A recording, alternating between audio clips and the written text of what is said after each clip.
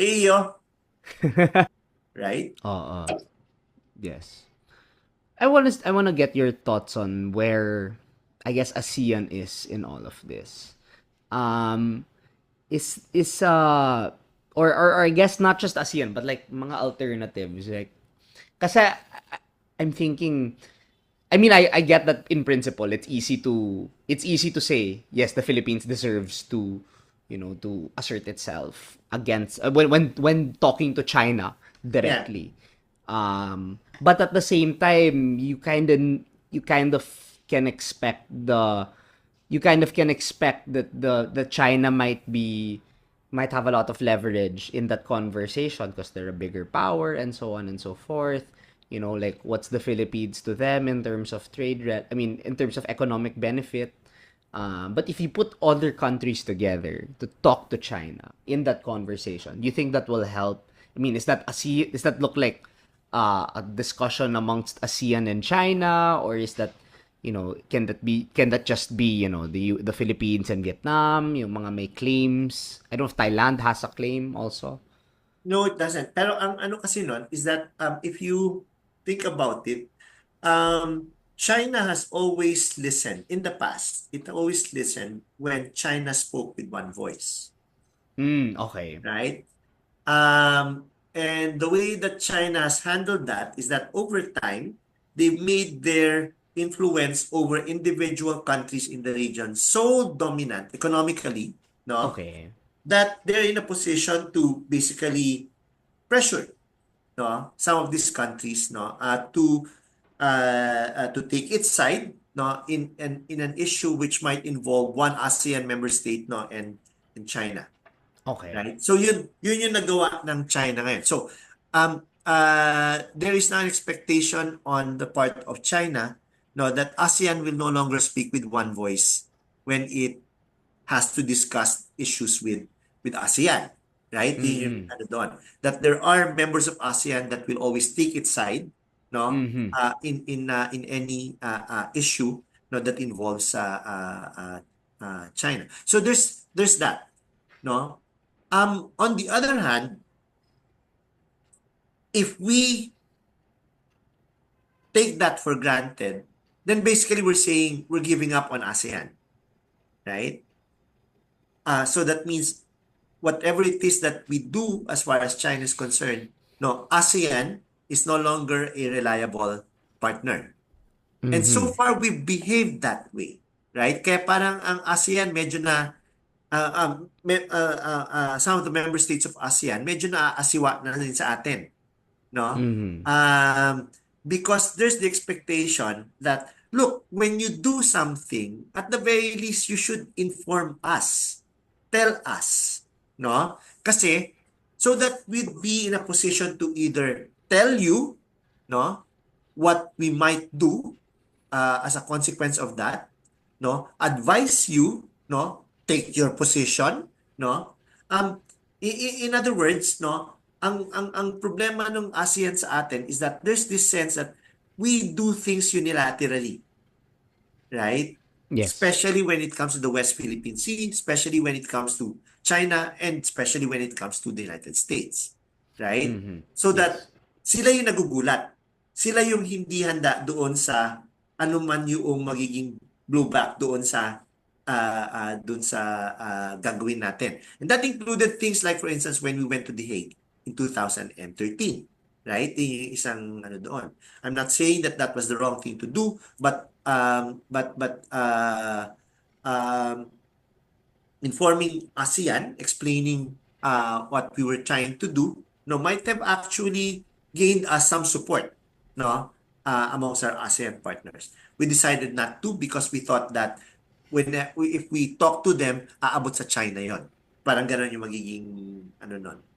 No. And Okay. until now, we still have that kind of attitude, no, towards ASEAN when it comes to the issue of the West Philippine Sea, right? Mm. So ang problema ng ASEAN sa atin ay, no, um hindi namin naiintindihan kung ano gusto mangyari ng Pilipinas, right? Okay. So para sa akin, no, let's not take ASEAN in precisely because I also believe in the idea na some of our ASEAN partners are too close to China, no? Mm-hmm. Um, Yes. but at the same time, no, we shouldn't dismiss ASEAN out of hand, Okay. right? Andun pa rin yung ano na we should still actually try to make our case with them, Okay. right? So parang ang ano kasi dito is our Department of Foreign Affairs here in the Philippines, no, explains to the embassies, no, what our positions are. Yes. Okay? But I think it would also help if our embassies also did, no, made more effort, no, to try to explain to reinforce what the Home Office is trying to do, right? And Oo. make our case, no, in the capitals, no, of our partners. Now, there may be some countries na parang wala na, closed door na yan kasi masyado na silang Close to China. on the Oo. side of China. Mm-hmm. But that doesn't mean that we close our doors to ASEAN. Right? Yun yung isang ano ko. No? So, one of the questions that you were posing is, would it be a good idea to talk to Vietnam, to Indonesia, to some of our ano? Um, ang para sa akin, why not? Right? No? Parang whenever we do something, explain it to them. Right? Try to get them to actually understand our side. No? Mm-hmm. Right now, there's this rumor going around that we're actually interested in again laying out another case against China, right? Oo. Parang alam mo, behind the ano, we might just we it might not be a bad idea to just send some signals, no, to some of these countries that ito yung ano namin, no? Team plano. Oo. We'd like your thoughts on what would happen if we actually did this, right? Kasi right now, ang tingin nila sa atin is, ang pinapakinggan lang natin, US, Mm-mm. right? And so, the other thing that's related to that is this. When we bring the US in, no, what we're asking for is security guarantees, Yes. right? Which might be interpreted by our neighbors, no, as actually feeding the competition between China and the United States. So Mm. again, go back to the idea na nobody wants to take sides, and yet here Oo. we are bringing the United States, no, with more of a rationale to be more involved in the region militarily. Mm-mm. Oo. Right? So, ang ano mo ngayon doon is, kailangan natin ipaliwanag ito sa kanila. Kailangan masabi natin na, anong gusto ninyong gawin namin? Di ba? Mm-mm. This is what China has been doing to us. Yeah, and parang Right? if anything, U.S. presence in the Philippines is really just for security. Like Yeah. Oh, we're not trying to heat up this war between the U.S. exactly. and China. Otherwise, andun yung ano, kaya nga ang tingin lang sa atin, we're troublemakers eh. Di ba? Mm-mm. Because we're feeding that competition between China and the United States. Oo. No? And we have to explain to them, this is about us. This is not about that competition between the US and China, That makes right? sense. If you can help us, no, make China see things our way, no, then that would help. Then hindi na natin kailangan ibalik ng US dito. Okay. I want to ask you about, I guess, not just ASEAN in the context of this conflict, but ASEAN in a broader context. Kasi there's this idea that, the ASEAN way respects, yung autonomy, I guess, of Mm. its respective countries. Members, It's a lot of symbolic diplomacy yung tinatawag. They say it lacks teeth because it's very much parang consensus based, yeah. with a lot of, smaller, with a lot of countries that have a lot of autonomy, and yet at the same time, I'm sure there's a lot of effort in the ASEAN to like actually make an impact. So I just want to get your assessment on the overall state of ASEAN. Is there has there been a shift from this sort of symbolic diplomacy reputation to, a more strategic bloc? Aside from Hmm. yung question on the West Philippine Sea, like if you're talking Yeah, about economic oo. integration, and what does the future look like for ASEAN? And ano yung Yeah. trajectory niya? Excuse me.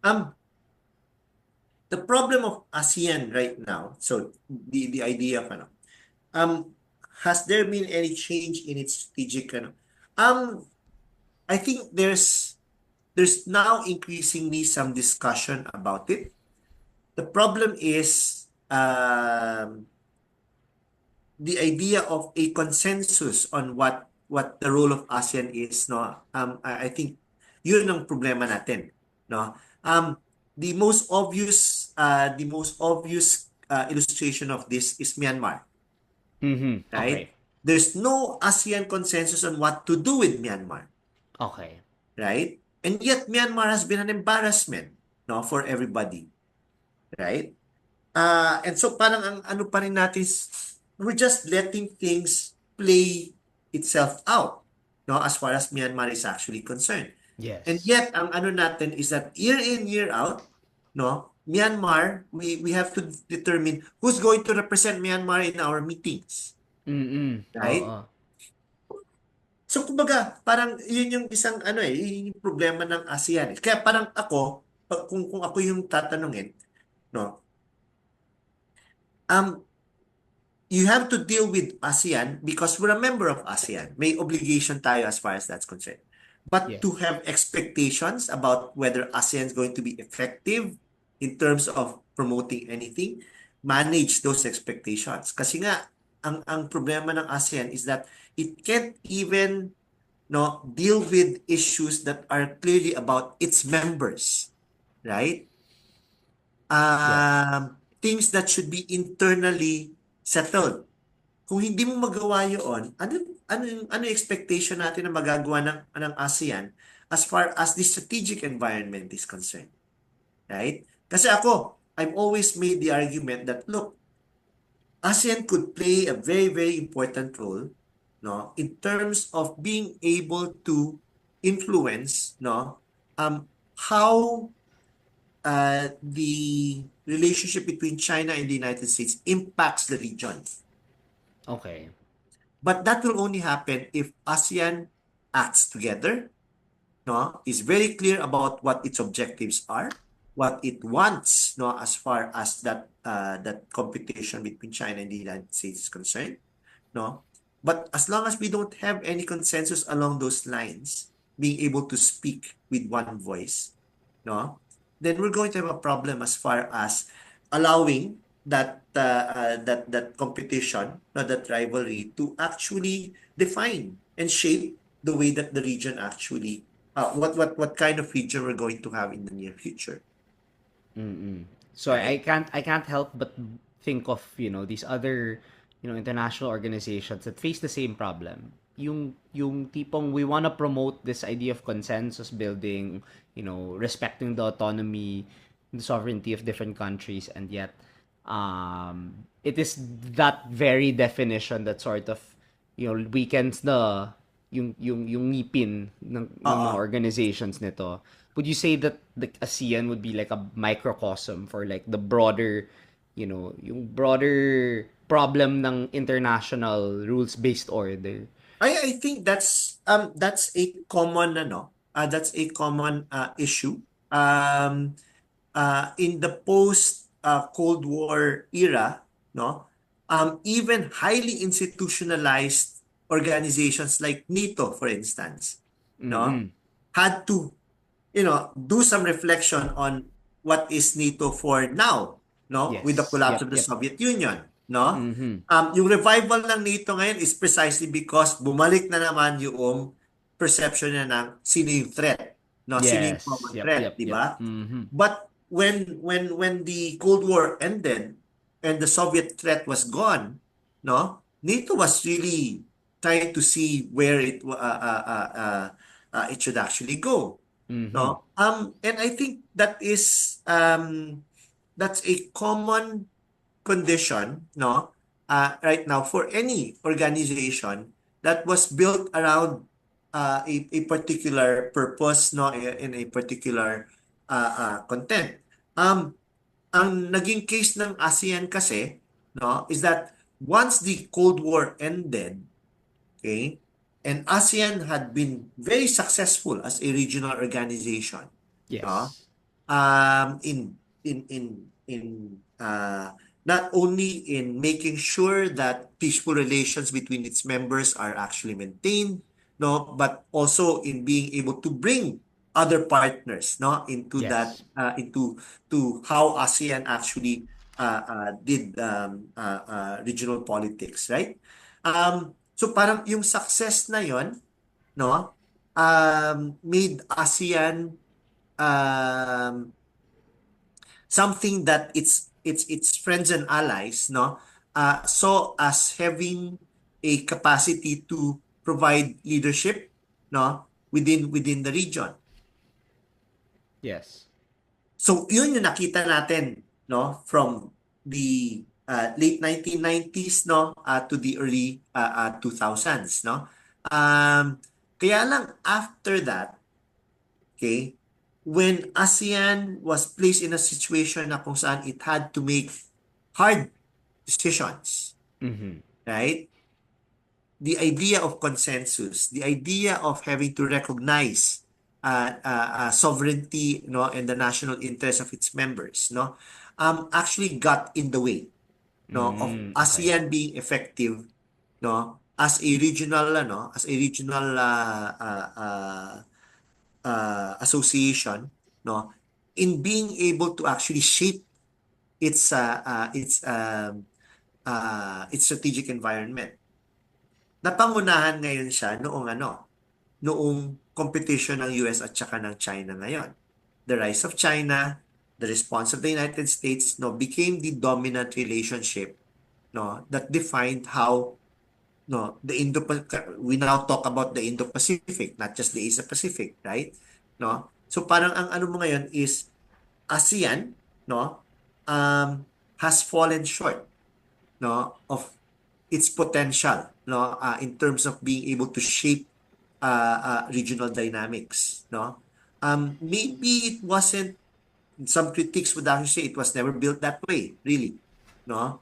But it could have reoriented itself to try to deal with those kinds of issues. If the purpose of trying to make sure that the region, no, remains peaceful, remains insulated from great power politics and its more egregious effects, no. If that was the purpose, no, then ASEAN should have been more uh, um, should have been stronger, no, as far as its responses, no, to the effects of the competition between China and the United States is concerned. By letting things play out, no, then that meant that ASEAN basically ceded the ground, no, to that competition. Uh, I guess I mean, this is a very good conversation we're having. And I guess to sort of, draw some, draw towards some conclusions to where we're getting at. Parang what I'm seeing now is um, there are a lot of norms, a lot of institutions that are being threatened. There's a lot of changes politically in different countries. We talked a lot about President Trump's uh, term and how he's been dealing with foreign policy, more aggressive towards US allies, and so many other norms that are being broken down. Tapos you also have problems with, different alliances not having enough teeth, that sort of bring rise to that sort of bring rise to like these various conflicts, no. So there's a lot of, I guess, pessimism doon sa where things are heading. But I want to ask you, so we talked about a lot of these norms and institutions sort of breaking down.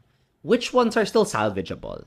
Given I mean, you have the United States that's currently gone through like a shift in terms of Yeah. foreign policy and its administration, and then you have all these other institutions and norms that are coming down. But what are still salvageable? Ano yung makakakontrol pa na ng international community? Hmm. Um,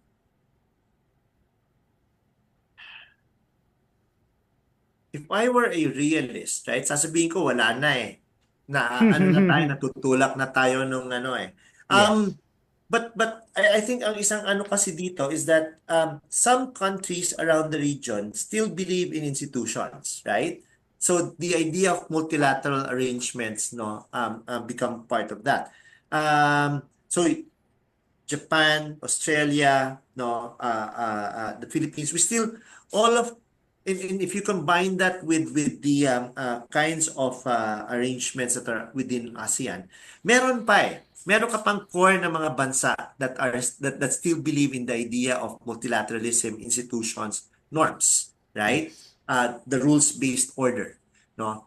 So, which means that as long as I won't talk about specific norms, for instance, right? Kasi parang ang ano mo dito ay um, uh, countries within the region actually need to make choices, right? Yes. Yep. Yep. Yep. As far as how they're going to deal with one another, how they're going to deal with not China or the United States, no, but with the relationship between China and the United States, no. So ako para sa akin, what we should try to retain, try to work with, and try to build on, no, are the institutions that exist now, right? Mm-hmm. Use Yes. them no as a way by which countries can actually work together, no, cooperate with one another, build on the